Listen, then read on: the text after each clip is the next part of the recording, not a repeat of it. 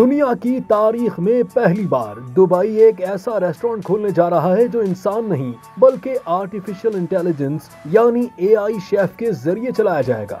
जी हाँ, रेस्टोरेंट का नाम होगा वूहू और यहाँ का हेड शेफ होगा कोई इंसान नहीं बल्कि एक एआई मॉडल शेफ एमन, जो दुनिया भर की तरकीबें, फूड साइंस और मॉलिक्यूलर गैस्ट्रोनॉमी पर मुकम्मल उबूर रखता है। रेस्टोरेंट सितंबर में बुर्ज खलीफा के करीब लॉन्च हो रहा है, जहां इंसान सिर्फ खाना तैयार करेंगे लेकिन शेफ एमन हर चीज कंट्रोल करेगा, मेन्यू से लेकर माहौल तक। ये सिर्फ खाने का रेस्टोरेंट नहीं बल्कि मुस्तकबिल की एक झलक है, जहां इंसान और मशीन मिलकर बनाएंगे कल का जायका।